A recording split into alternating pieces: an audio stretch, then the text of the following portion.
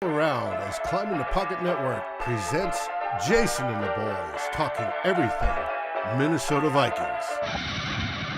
Watch the countdown timer. Away we go again. Lost like I'm lost on purpose. If found, please return to. Girl, don't you know I'm lost on the road. I've been here before. When I get home, girl, don't you know I'm lost on the road. I've been here before. When I get home, my vision blurry, I'm paying the cost. I'm not enough. In fact, it's even better when you're not involved. When I miss your call, I feel that I evolve. Cause as you mentioned, I am more dependent than a college student on their parents, or an old person on their pension. Not to mention, when you hit me on WhatsApp without attention, and a bad booty bitch walks in, she looks tempting. Look, my Achilles heel is when I said what I feel, you said, baby, come home, and I don't think that I will, cause all this motherfucking stress is gonna get me killed. Woo. Girl, don't you know I'm lost on the road. I've been here before. When I get home, girl, don't you know I'm lost on the road. I've been here before. When I get home, Huddle around as Climbing the Pocket Network presents Jason and the boys talking everything Minnesota Vikings. No, I can't play these games. No, you can't disrespect and call me names. Sending me signals like you about to switch lanes. Well, go on, do your thing. Go on, do your thing. I mix champagne and propane, get lit. I'm trying to forget all the things that you said, all the things that we did. Girl, don't you know I'm lost on the road. I've been here before. When I get home, girl, don't you know I'm lost on the road. I've been here before. When I get home,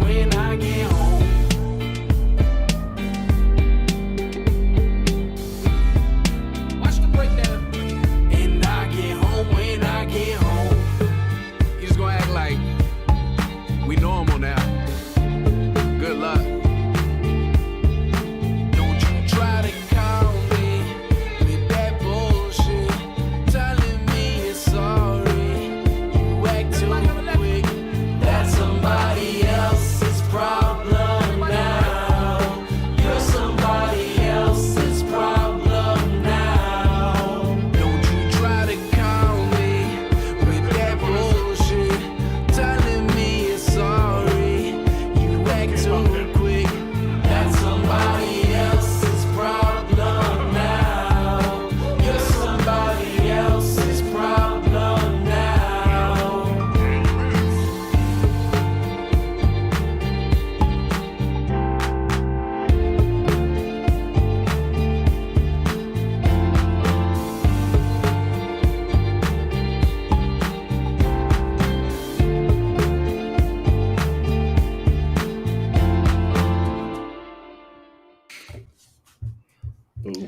We are back once again with a different crew, but still feels like the full crew. What up, y'all? It's Climbing the Pocket in the Huddle. I am your host, Jayson Brown. You can find me on Twitter at BrownJason. And this is going to be interesting. Not sure what the dynamic's going to be like, but we're just going to get started. We're going to jump in. We're going to see how it goes because we got the man, the myth, the legend, the flip Mazzi. How you doing, my man? How you been? I'm doing well, Jason. Always a pleasure to be on. And these are my favorite too. I mean, I don't know. I don't even remember who we usually have on the show, but this right here, Jayson Brown, Nick Olson. Let's go. Let's do it.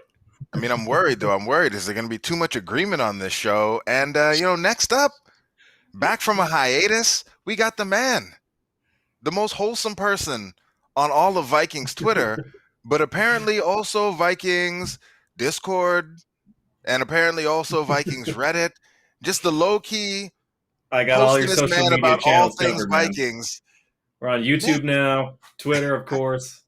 What is Discord? I don't even know half of these apps. Flip Flip you, boomer. It's All right, Slack, but for Yeah. gamer millennials. It's Yeah, basically If Slack. there's Dark if mode there's Slack. Vikings fans on there for me to yell at, just send me We'll get send you me hooked up, the Flip. Yeah, we got to get you in there, Flip. We got to get you in. hyperlink. All right. Hyperlink. Well, let's talk about it. You know, the roller coaster that has been the Vikings off season continues, but I feel like we're on a fun part of the ride now. I mean, for most yeah. everyone. Flip, I feel like you are still kind of iffy about how things are going in spite of like all the news to make us super happy. So Flip, I'm going to start with you. I'm going to give you the opportunity to start off optimistic here. How are you feeling about all the recent news with the Vikings? Obviously, Hunter coming back, Sheldon Richardson. You know, we got Rashad Breeland in there. We still have money to spend. I mean, it's all good things, right, Flip?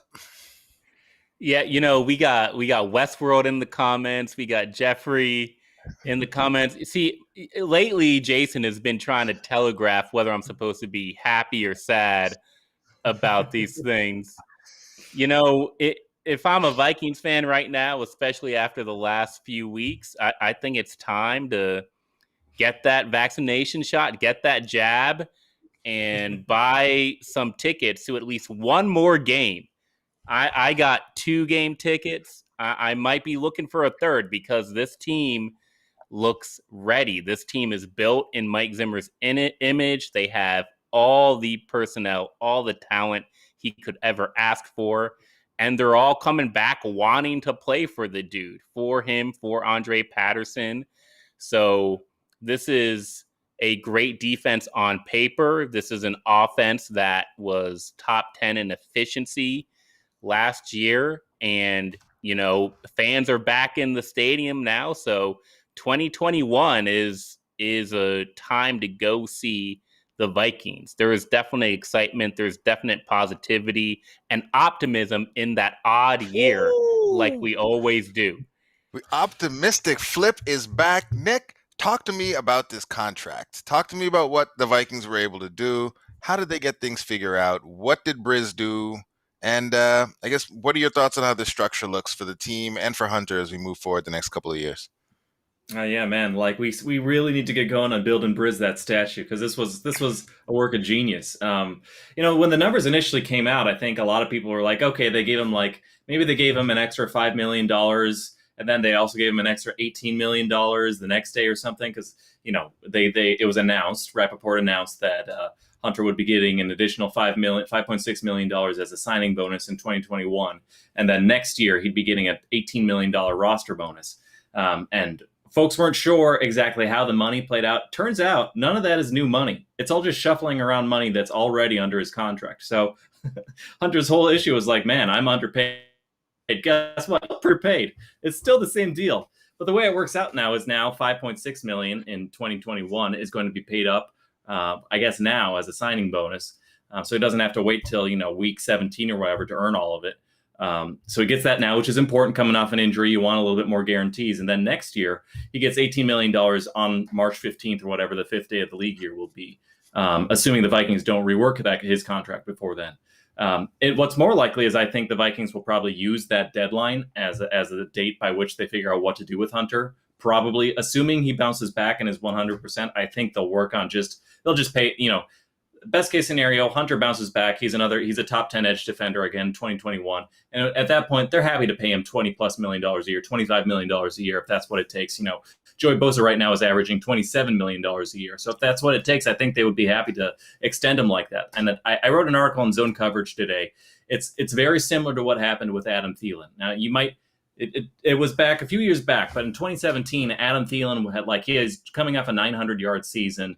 He was good, but we didn't know how good he was. The Vikings locked him up for a 3-year, I think $17 million extension or something. Something that was oh, that's cool, like a nice homegrown special teamer becoming rotational wide receiver. That's cool. And then Thielen goes ahead, 2017 Pro Bowler, 2018 Pro Bowler. And then it's quickly becomes apparent Thielen is really outplaying his contract. And he deserves more. And with 2 years remaining on the contract, the Vikings then go and give Thielen a 4-year, $64 million contract. They give him a pay raise, they do the right thing, and they give him his money early to make him in line with the market. They don't make him they don't give him, $25 million a year like some wide receivers are making. They give him, like 16, but that was still like top 6 money for wide receivers at the time. And I think that's exactly what what's going to end up happening with Danielle Hunter, assuming he bounces back from his injuries. He's going to bounce back. He's going to look like a Pro Bowler again. And the Vikings are going to say, we're going to do right by you. 2 years left. We'll extend you. We'll pay you big money. That contract date, I think, can, if things go sour, or maybe they decide they're going to roll with Kirk and they don't like having 2 gigantic cap hits on the 2022 roster between Cousins and Hunter, maybe they think about trading Hunter at that point. But I do think the way this is all shaping up is to be another Adam Thielen situation where they give him an extension in March next year, in 9 months from now. But for now, the drama is completely resolved. Hunter doesn't get a new deal. I mean, things are tweaked a little bit, but it's the same deal, same money. It's just shuffled around a little bit. And now he's shown up to mandatory minicamp. He's shown up to training camp.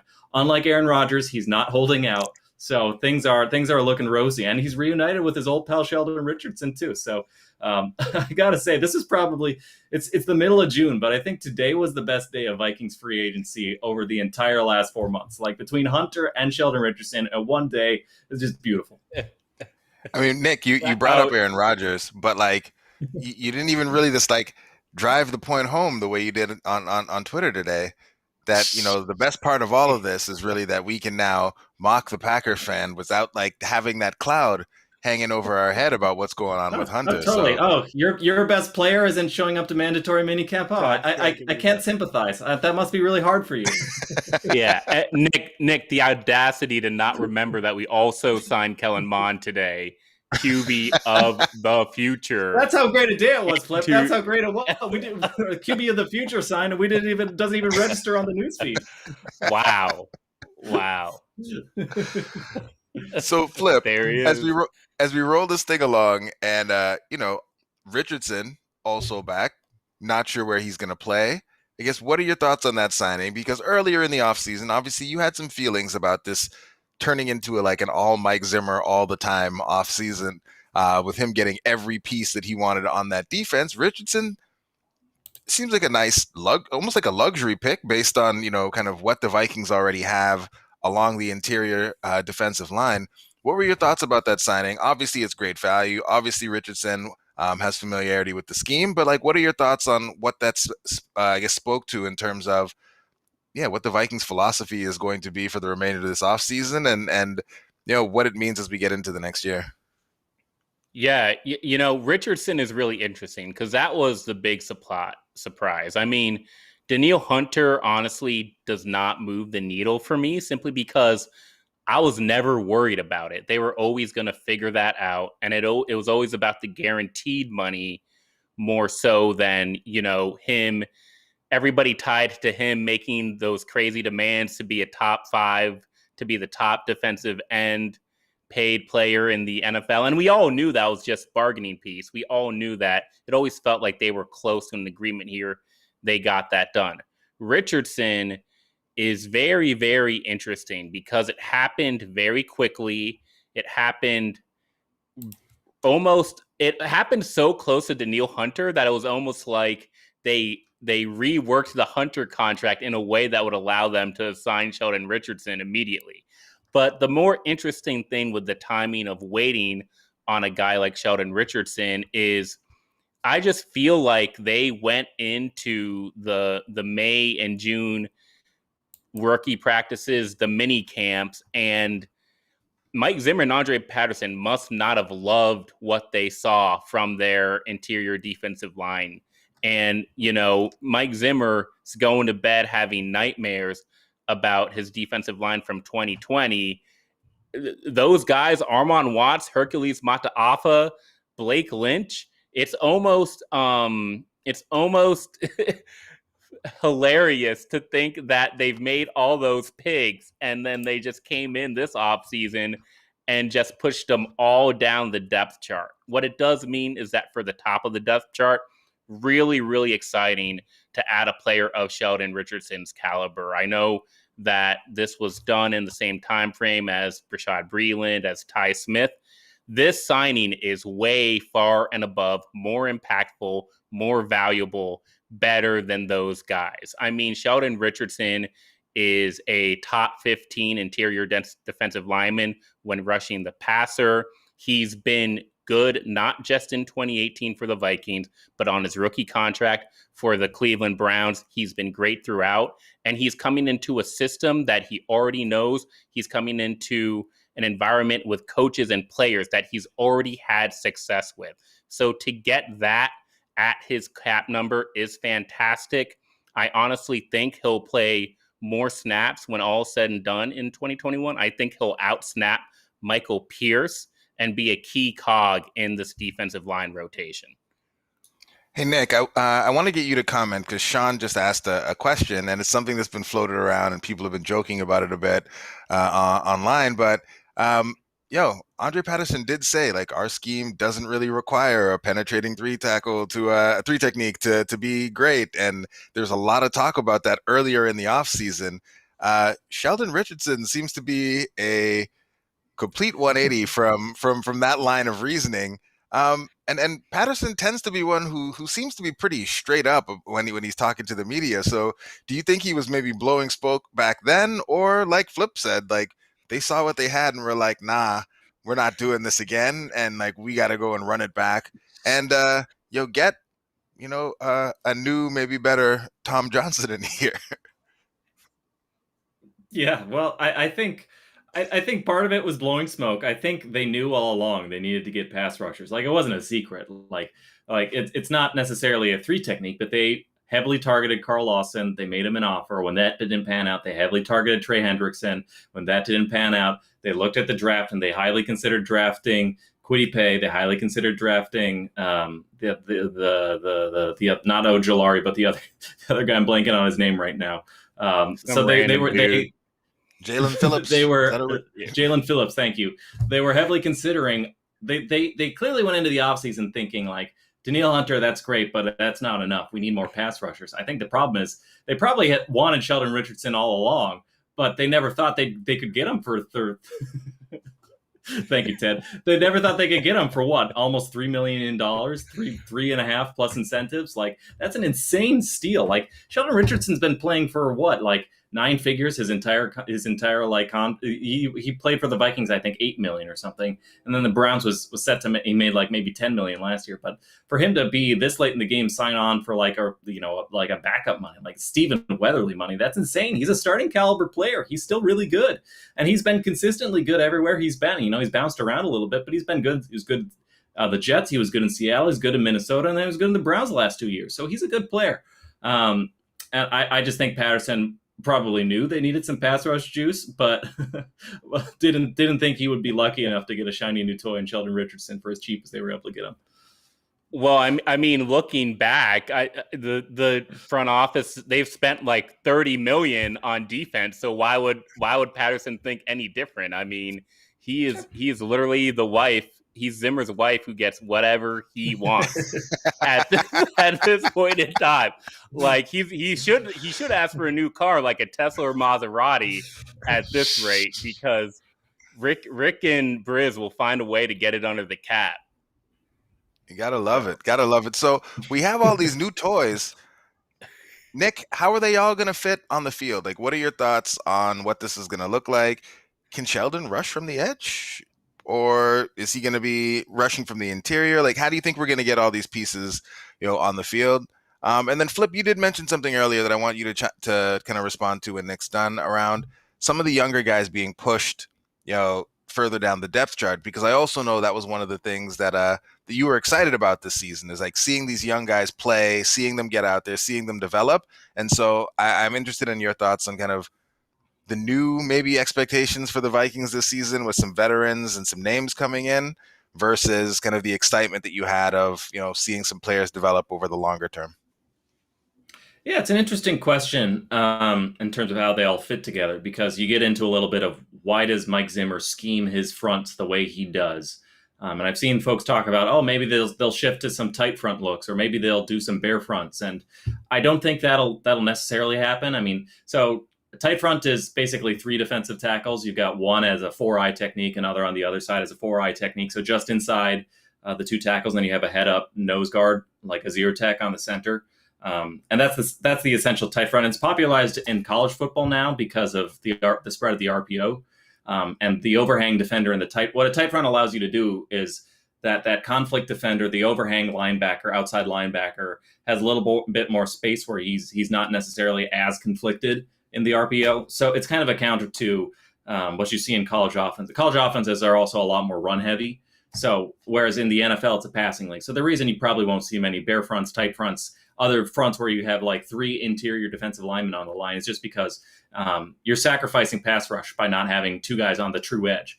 If you have Sheldon Richardson on the field at the same time as Michael Pierce and Dalvin Tomlinson, that's not going to be as good of a pass rush as having Danielle Hunter on the edge. And, Stephen Weatherly isn't good, but I think Stephen Weatherly is a better edge rusher than Sheldon Richardson is, sad to say. So in terms of how this all fits together, I think Flip was right when you point out that like this guy could outsnap Michael Pierce. I think that's right. He's going to get all the third down pass rushing snaps from the inside. Sheldon Richardson is. He's going to get all the second and long, like the obvious pass, second and 10 pass situation. He's going to get all the 2-minute drills, and he'll probably spell Dalvin Tomlinson a little bit as well. So I think we're looking at a guy who's probably going to get 600, maybe 700 snaps, considering there's a 17th game now. So I feel like they're definitely going to get good run out of him. I mean, Tom Johnson, when he was with the Vikings, was in that same mold. He was like a pure rotational pass rusher, and he averaged 600 snaps a year with the Vikings. So I feel like, and Sheldon Richardson mentioned he had slimmed down a little bit. He said his play weight, I think, was at 286.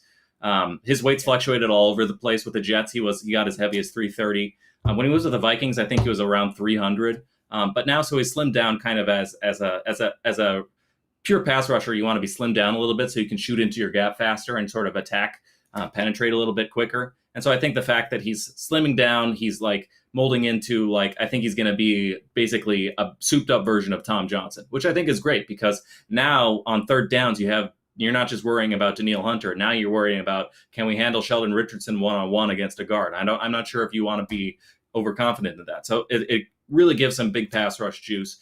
They're going to have a really strong rotation. I mean, those are 3 really strong defensive tackles, probably one of the best groups of defensive tackles in the NFL.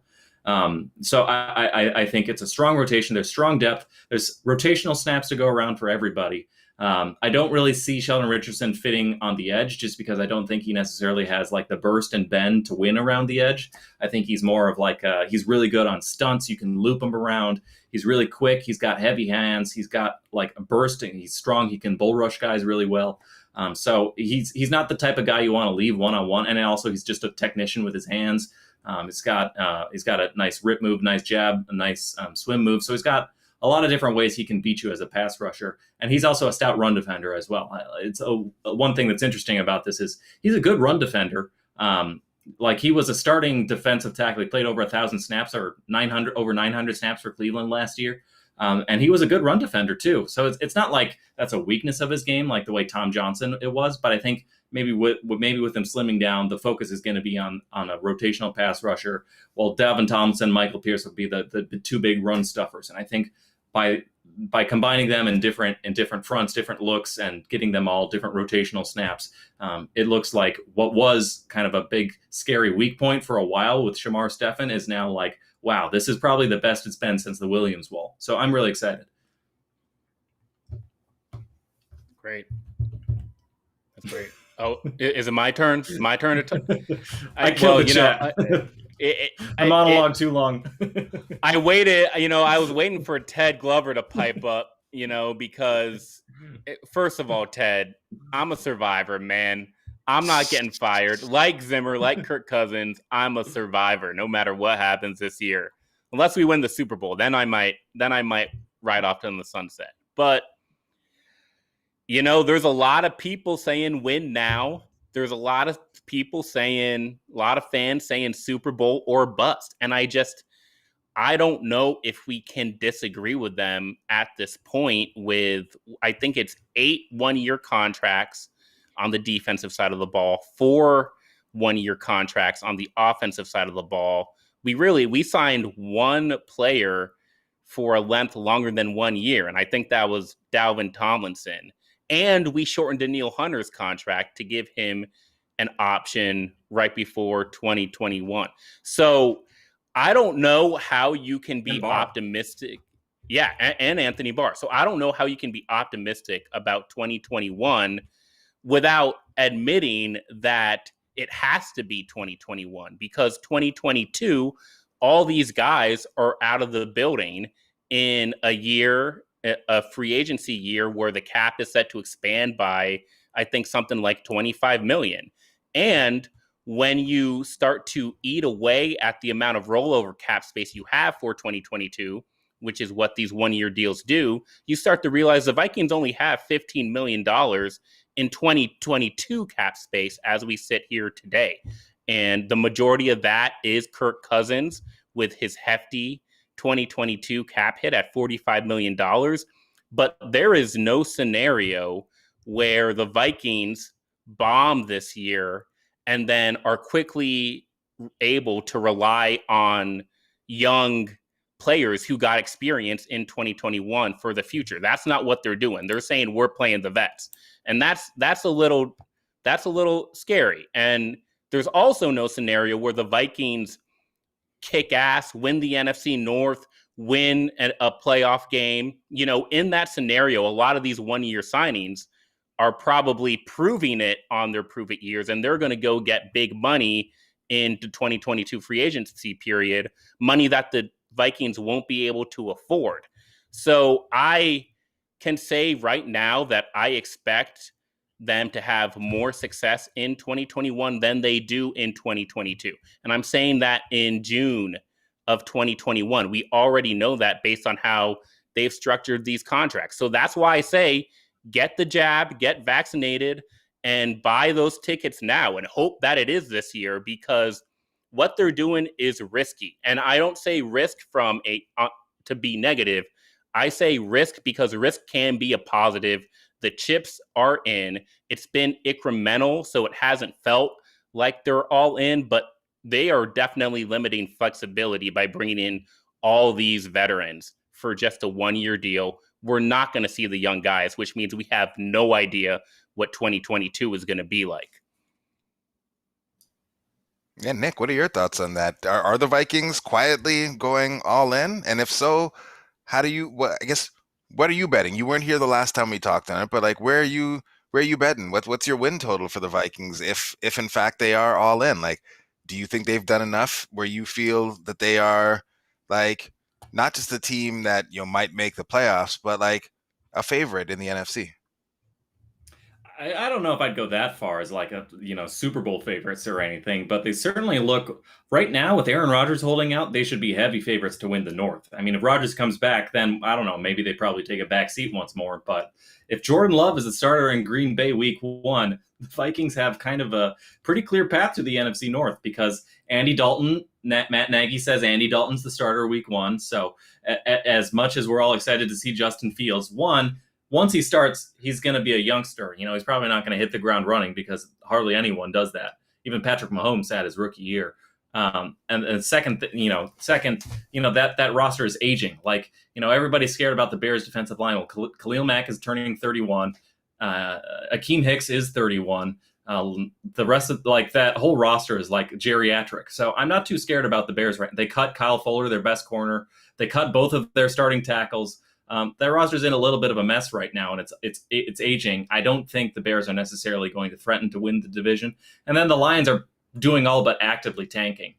Their number one wide receiver is Quintus Cephas or whoever. I get paid to study football. I don't know who the Lions starting cornerbacks and wide receivers are, and it's a passing league. So I'm not feeling too threatened about them. So yeah, I think the Vikings right now look like favorites to win the division. They look like a playoff team. And I agree with Flip. I mean, look at all the one-year contracts on this roster. This is a team that's starting to look like it's going in. I think there's also a football reason they're doing this. I think they looked at the salary cap. They looked at this cap crunch and they saw it as an opportunity. They said, hey, if we clear up some space here, there are going to be some really cheap veterans available that can really help this squad. And they go out, they're patient. They wait around. They scoop up Rashad Breeland, who's a starting caliber corner. He was, he was not a Pro Bowler, but he was like a good cornerback for the Chiefs the last couple of years. They scoop him up to be as like a backup. Now they scoop up Sheldon Richardson for $3.6 million, and as like a rotational player. They're scooping up a lot of really good Mackenzie Alexander, signed for veteran minimum. So a lot of these 1-year deals, I think, are not because, oh well, I'm on the hot seat, I'm worried about getting fired. I think it's more like, oh, this is an opportunity. This cap crunch allows us to get a lot of really good players for a lot cheaper than they normally would. I think in a normal cap environment, Sheldon Richardson's not signing for $3.6 million. And I think a lot of these guys are willing to take a little bit of a 1-year pay cut so that they can get a bigger pay raise the next year once cap is back to. So I the Vikings are, to an extent, I do think the Vikings are going a little bit all in. They're putting a lot of their chips into the table for this next year. I don't think that they're necessarily sacrificing the long-term future, because I think we're still going to see a lot of Wyatt Davis, Christian Darrisaw, Justin Jefferson, Irv Smith. We're going to see a lot of these like 22-year-old guys out there. Cameron Dantzler, Jeff Gladney, if he doesn't get suspended, we'll see what happens there.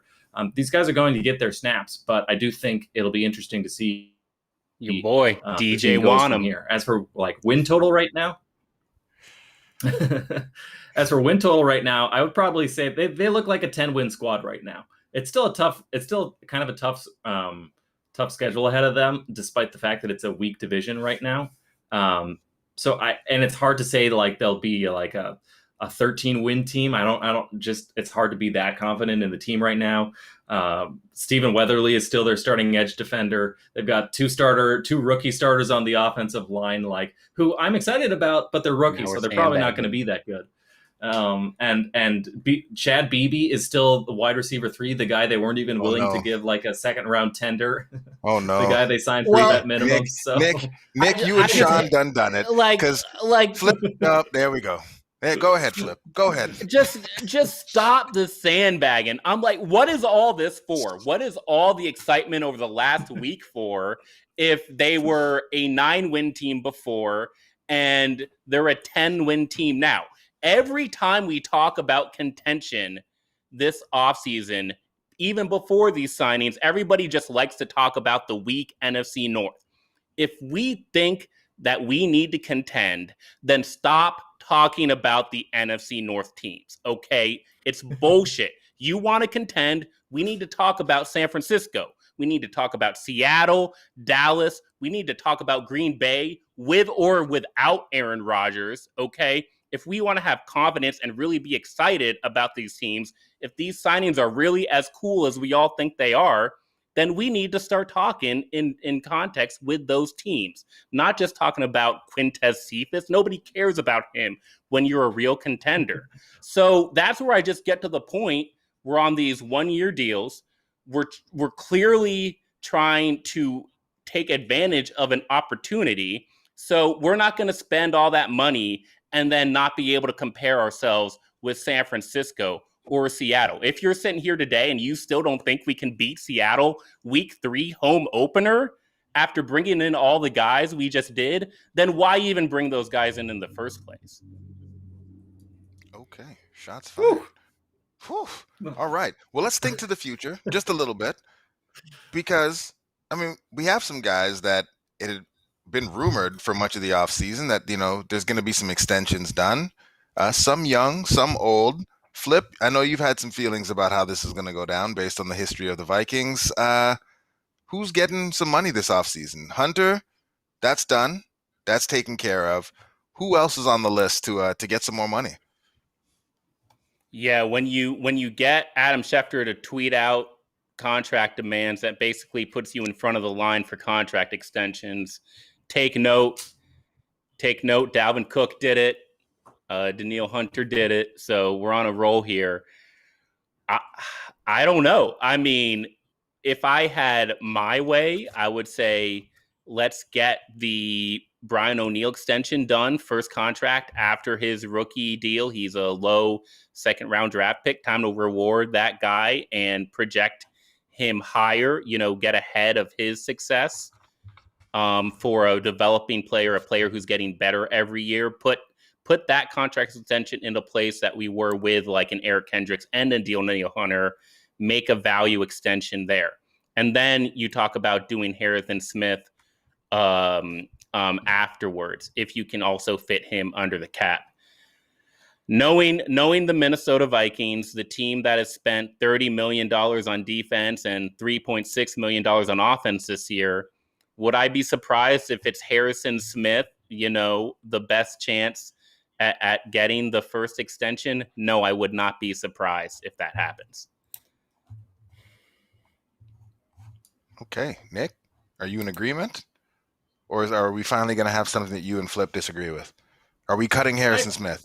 I'm just throwing stuff out there. I want you two to fight about something before we go today. None of these fans want that 9-win cautious optimism, man.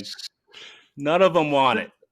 The problem is football is so random. Like, you never know. Like, Kirk Cousins could get hurt. Patrick Peterson could be cooked. Like, there's a lot of reasons. There are a lot of things that can go wrong.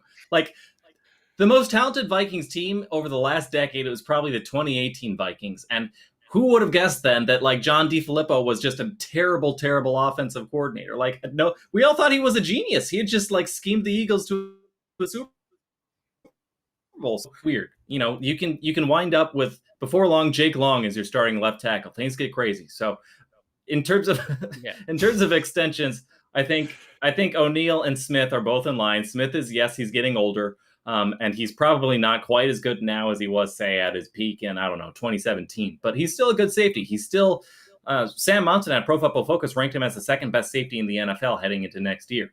And I'm not sure. I mean, that seems high to me, but that doesn't seem like egregiously high. Like when you think of who are the best safeties in the NFL right now, Harrison Smith is one of the first guys that pops into your mind.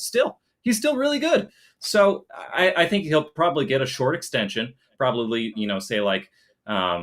I think Jordan Poyer got something like 2 years, $18 million or something. I feel like that kind of extension for Smith would make a lot of sense. So I feel like he'll stay a little bit longer. And then I think O'Neal is the big one.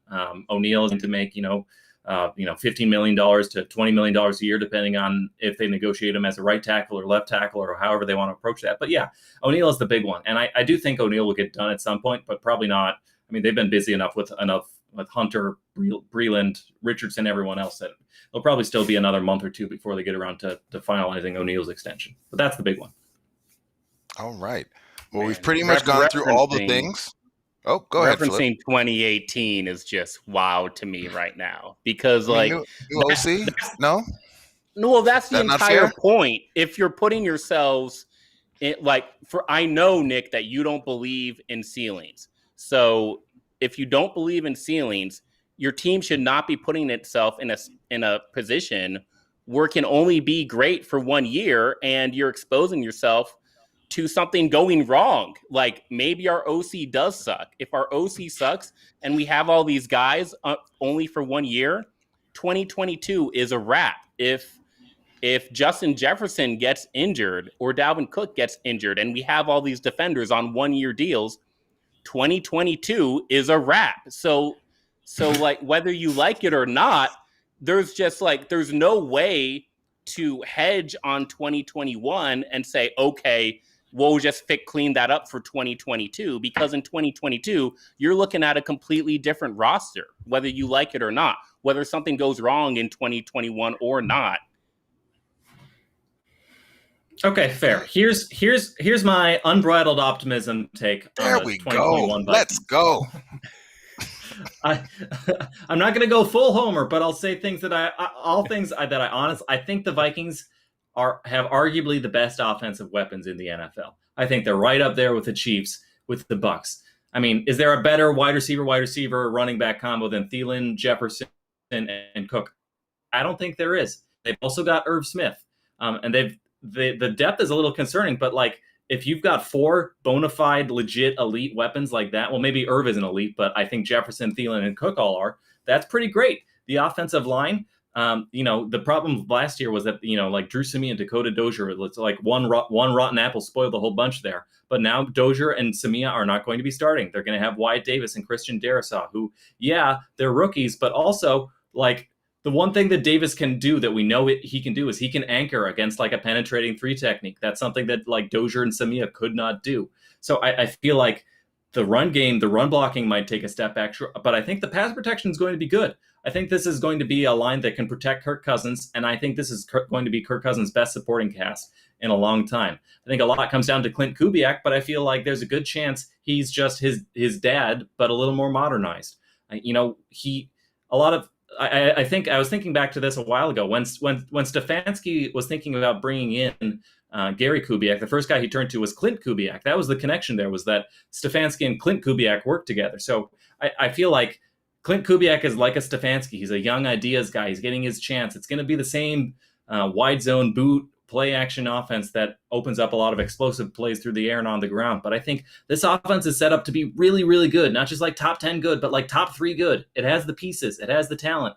And then defensively, like, look at our starters last year and look at our backups this year. I think the backups are better. Sheldon Richardson would have been the best starter on the Vikings defensive line last year. And this year he's a backup.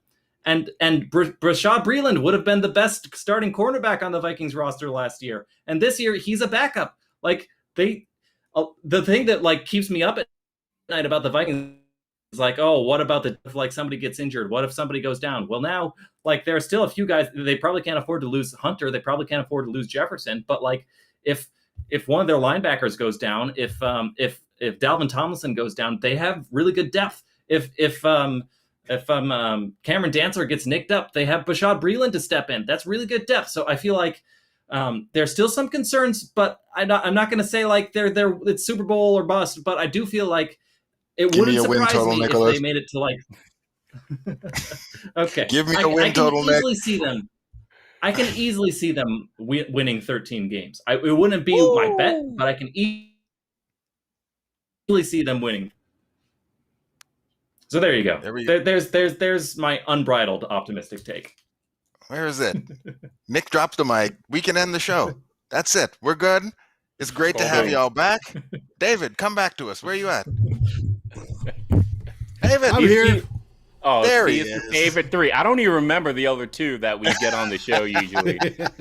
This is the crew right here. We're back. back. It's Eric Eager and Miles Gorham, who is that was a lot down of fun too. in Mexico enjoying himself. Yeah. It's like 95 degrees in Minneapolis. Why did Miles go all the way down to Mexico? Hey, you gotta, sometimes you just gotta get away. Number 2 is on the way. Miles is getting it in while he can, getting his time while he can. Well, gentlemen, as always, thanks for coming through. Viewers, thanks for hanging out with us. Listeners, thanks for tuning in. They love optimistic Nick. They love it. Optimistic Nick. Love it. There we go. And that's what we're calling you from now on. Flip. Optimistic Nick, Optimistic Flip, and this me and David. We're just here. That's it. David, play the music, man. Absolutely. Everybody, SKOL. SKOL. Thank you for watching or listening. As always, if you like, subscribe, and ring the bell for notifications. And if you're listening to the podcast, please rate us on your favorite aggregator. SKOL, everybody.